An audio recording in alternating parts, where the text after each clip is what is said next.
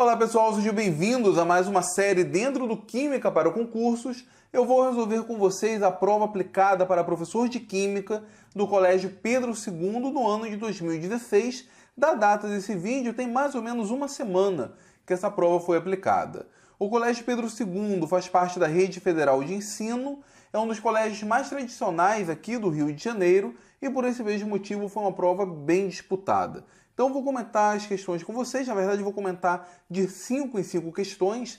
A primeira parte da prova é de múltipla escolha. No final nós temos, se eu não me engano, 4 ou 5 questões discursivas. Vamos lá, a primeira questão diz que a água é uma substância tradicionalmente usada no combate a incêndios por diversas razões. Analise as afirmações a seguir. Afirmativa 1. Ela dificulta o contato entre o combustível e o oxigênio. Nota aqui que no final da questão ele pede para chamar a atenção a fatores cinéticos. E de fato, para que a reação ocorra, o combustível tem que estar em contato com o comburente. Quando a água é jogada sobre o combustível, imagine um carvão que esteja queimando, jogo água em cima dele. O contato entre o combustível e o comburente acaba sendo dificultado. Portanto, a afirmativa 1 ela pode ser verdadeira. A afirmativa 2, parte da energia liberada na combustão é usada para vaporizar a água, isso é verdade, tornando-a indisponível para a combustão. Bom, imagine o seguinte, se o sistema já está em combustão, ele já rompeu a barreira de ativação. A barreira de ativação, ou energia de ativação, é um parâmetro de fato cinético. Se isso já foi rompido, todo o restante é um parâmetro termodinâmico. Então essa afirmativa 2, ela tende muito mais para a parte termodinâmica. E além disso, a combustão é uma reação exotérmica. Então, o calor que foi liberado não é reutilizado para alimentar o sistema, até porque ele libera calor de forma natural, uma vez que a barreira de ativação tem sido rompida. Então, eu não marcaria como correta a afirmativa 2. A afirmativa 3. Estando a água em temperatura mais baixa, ela contribui para a diminuição da velocidade global da reação de combustão em andamento. Isso é verdadeiro. Nós temos ali o sistema em combustão, a temperatura é bem elevada, a temperatura da água é mais baixa, entretanto ali existe uma troca de calor, diminui um pouco a temperatura do sistema e, consequentemente, a energia cinética das moléculas diminui, a velocidade da reação diminui. Então, isso aqui é uma discussão realmente cinética. Então, vamos marcar aqui a afirmativa 3. Afirmativa 4. Água pressurizada empurra o ar para longe do material em combustão. Então, se a afirmativa 1 faz sentido, a 4 também. A água é vaporizada e como a temperatura é elevada, o vapor está em alta pressão, ele tende a escapar daquela região e ele acaba levando parte do ar consigo, o que acaba impedindo o contato do oxigênio com o material combustível. Então, a afirmativa 4 também é coerente. Então eu imagino que uma das alternativas tenha as afirmativas 1, 3 e 4 como corretas. E de fato nós temos. Seria a alternativa D. Apenas a 2 não, porque é um parâmetro puramente termodinâmico. Então, se a 2 não vale, eu cancelo a afirmativa, aliás, a alternativa B. E ficando entre a C e a D, se a 1 é correta, a 4 também. Então ficamos de fato com a alternativa D. Vamos lá para a segunda questão. A segunda questão envolve um pouco de conta. Nitrogênio e oxigênio são os gases mais abundantes da nossa atmosfera. Em temperaturas ambientes, eles reagem muito pouco, mas nos motores dos automóveis, trabalhando a temperaturas que podem chegar a cerca de 700 graus Celsius, a reação começa a ser favorável, tornando necessária a presença de catalisadores nos veículos como uma forma de controle da poluição atmosférica. Observe os dados a seguir. Nós temos aqui N2 gasoso mais O2 gasoso, formando 2NO, o ΔH da reação. Temos aqui a temperatura e a constante em função da concentração dos reagentes para cada uma dessas temperaturas. O valor de Kp, a constante em função da pressão, para a reação em 900 Kelvin é D. Existem várias formas de fazer isso. Eu posso transformar Kc em Kp e vice-versa, e, portanto, encontrar a reação. Existe uma fórmula que já é dada, então provavelmente se você é professor, você conhece essa expressão, Kp é igual a RT elevado a ΔN, que multiplica Kc. De onde que vem isso? Falando rapidamente, nós temos o Kp. O Kp é igual, por exemplo, P de D elevado a D, P de C elevado a C, dividido por P de A elevado a A, vezes P de B elevado a B, ou seja, a pressão parcial elevado a seus coeficientes estequiométricos, no caso dos produtos, dividido pelas pressões parciais dos reagentes elevados a seus coeficientes estequiométricos. Assumindo o gás como sendo ideal, nós temos a relação de que P é igual a nRT sobre V, N sobre V é igual a concentração, então isso aqui vai ser P igual a concentração que multiplica RT. Pegamos isso, jogamos nessa expressão, isolamos o RT, aplicamos aqui algumas propriedades da exponencial, chegamos ao ΔN, porque na verdade vai ser o somatório dos coeficientes estequiométricos dos produtos menos o somatório dos coeficientes estequiométricos dos reagentes. E aí nós teremos a concentração elevada a seus coeficientes estequiométricos, que na verdade é Kc. Muito bem, nós temos essa expressão aqui, basta jogar os valores, só que o ΔN, como disse, é o somatório dos coeficientes estequiométricos dos produtos menos o somatório dos coeficientes estequiométricos dos reagentes. Então, nós podemos dizer que Kp vai ser igual a RT elevado a ΔN. O somatório dos coeficientes estequiométricos dos produtos é 2, menos o somatório dos coeficientes estequiométricos dos reagentes, isso aqui dá 2, que multiplica Kc. Temos isso aqui elevado a zero, que é a mesma coisa que 1. Então, nesse caso, Kp é igual a Kc, e o Kc a 900 Kelvin é 6,7 vezes 10 a menos 10. Então, a alternativa correta nas opções é a alternativa A, 6,7 vezes 10 a menos 10. Então, vamos para a terceira questão. O níquel metálico reage com ácido clorídrico conforme a reação abaixo não balanceada. Então, a primeira coisa é balancear isso. É bem simples, vamos colocar um 3 aqui na frente do HCl para ajustar a quantidade de cloros. E aqui nós temos 3 hidrogênios, aqui nós temos 2. Basta colocar 3 meios aqui, o equivalente a 1,5 mol de H2. Partindo de 17,6 gramas de níquel e ácido clorídrico em excesso, a massa de cloreto de níquel 3 e o volume de gás hidrogênio liberado na CNTP serão, respectivamente, então isso aqui é uma questão de estequiometria básica. O que nós podemos fazer aqui? Bom, a reação já está balanceada. Nós precisamos da massa molar do níquel, que é igual a 58,69. Daqui a gente consegue extrair o número de mols de níquel. N vai ser igual a massa dividido pela massa molar. A massa de níquel é 17,6 gramas, dividido por 58,69 gramas por mol. Isso aqui vai nos dar como número de mols de níquel 0,2999, eu vou arredondar, vou colocar 0,3 mols. Lembrando que vocês não podiam utilizar calculadora na prova. Eu estou utilizando, é mais prático, mas na prova a gente tem que fazer essas contas na mão mesmo. Nós temos aqui o número de mols de níquel. Para descobrir o número de mols de cloreto de níquel e H2, basta uma regra de 3. Pela equação, nós temos uma relação de 1 mol de níquel para 1 mol de cloreto de níquel 3. Então, se eu tenho 0,3 mols de Ni, na verdade eu tenho 0,3 mols de NiCl3, considerando 100% de rendimento.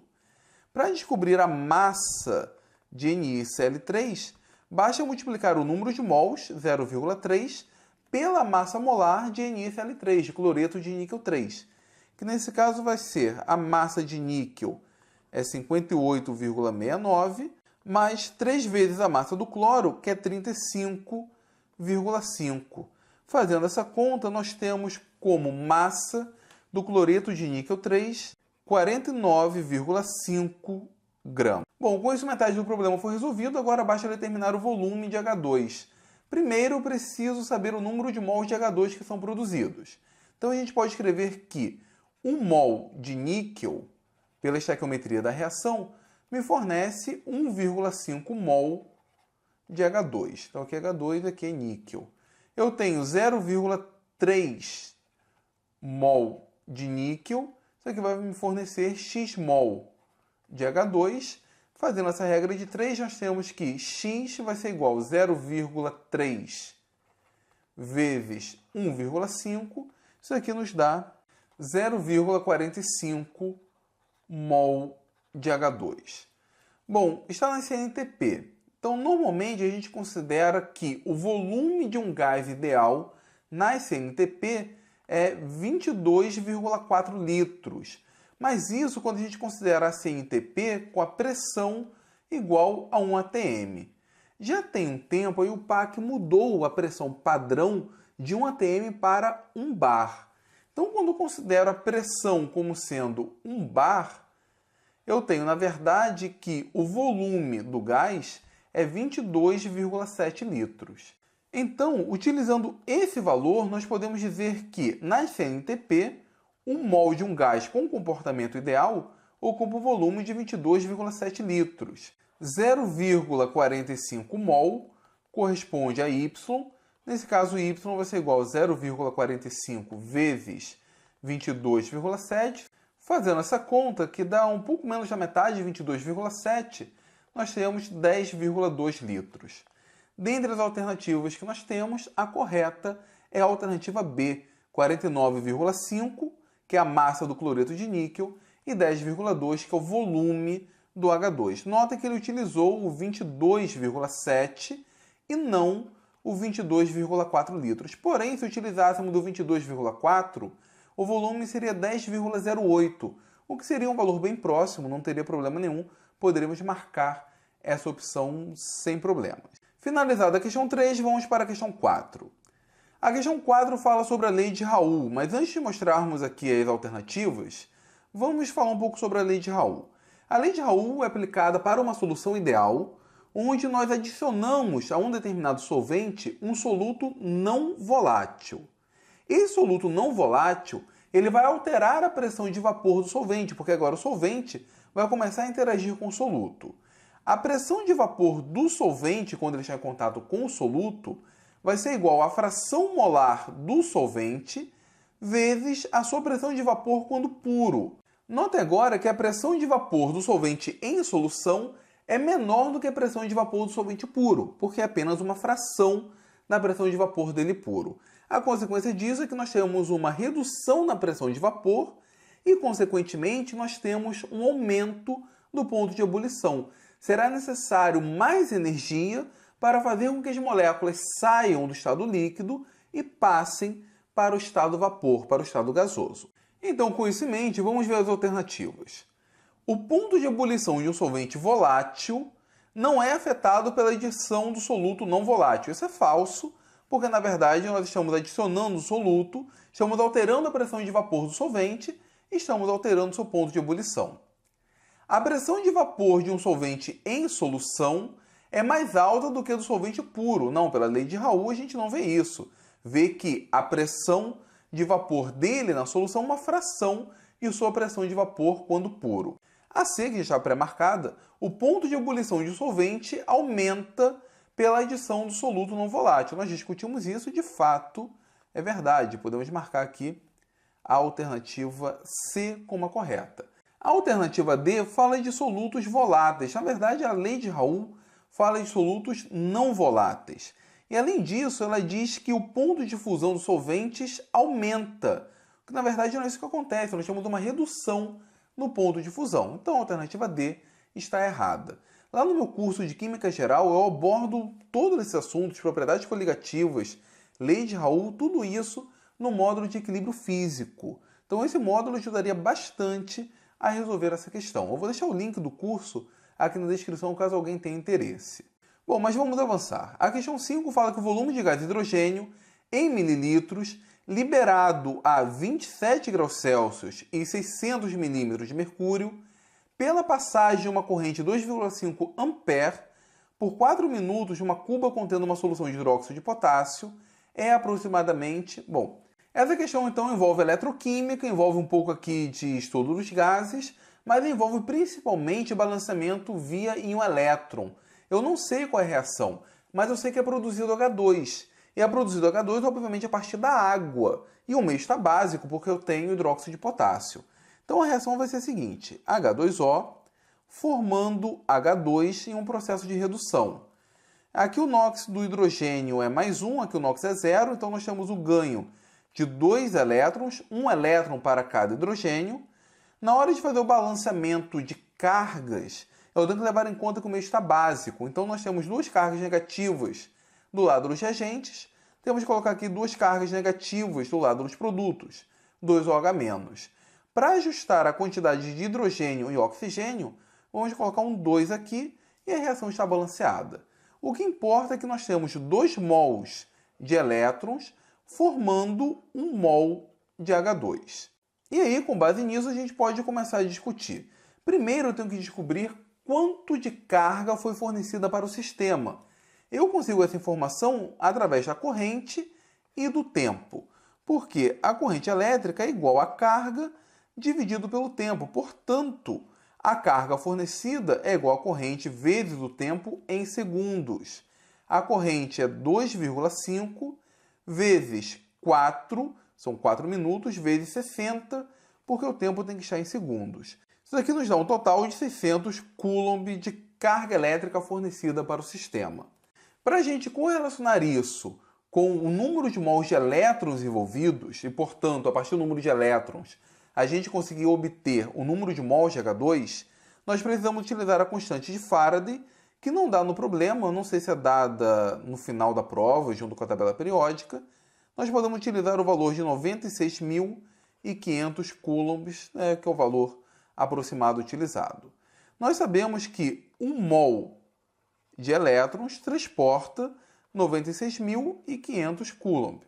Quantos mols estão relacionados a 600 coulombs? Nós temos, portanto, que X vai ser igual a 600 dividido por 96.500, continha chata de ser feita.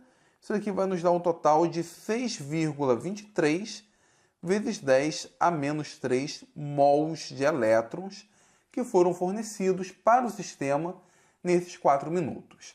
Pela estequiometria da reação, nós sabemos que 2 mols de elétrons produz 1 mol de H2. Quando eu tenho 6,23 vezes 10 a menos 3, eu tenho quanto de H2 produzido? X é igual a 6,23 vezes 10 a menos 3, dividido por 2, que nos dá 3,1 vezes 10 a menos 3 mols de H2. Agora, basta aplicar isso daqui na lei dos gases ideais que a gente consegue obter o volume do H2, assumindo, obviamente, o comportamento ideal. Mas antes, a gente precisa transformar a temperatura, que está em 27 graus Celsius, em Kelvin. Para isso, basta somar com 273. Pode ser 273,15, vamos somar só com 273. Vamos ter aqui um total de 300 Kelvin.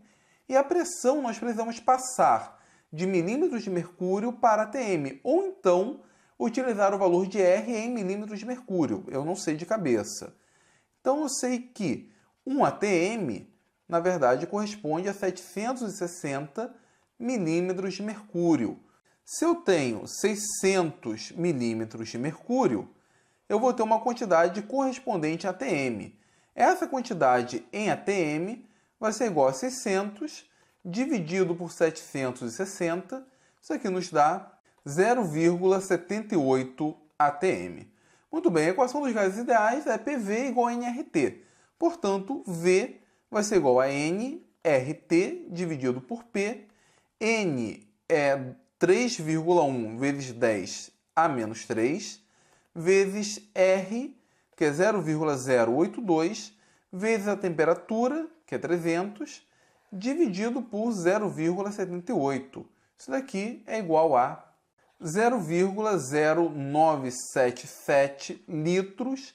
Ele pede o volume em ml, então isso daqui é a mesma coisa que 97,7 ml. Então isso aqui é o volume obtido de H2 quando nós passamos essa corrente elétrica por 4 minutos. Aqui diz que o resultado é aproximado, então dentre as alternativas nós temos 50, 100, 150 e 200. A mais próxima é a alternativa B, com 100. Bom, pessoal, é isso. Terminamos então a primeira parte dessa resolução comentada. Semana que vem nós resolvemos outras 5 questões. E se você gostou desse vídeo, então deixe o seu like, compartilhe em suas redes sociais. Se for novo por aqui, se inscreva no canal. Eu vou deixar na descrição um link tanto para você entrar em contato comigo, caso queira contratar uma aula particular, ou caso venha adquirir uma assinatura do meu curso, que é bem abrangente e envolve boa parte dos temas cobrados nessa prova. Então, muito obrigado e até a próxima.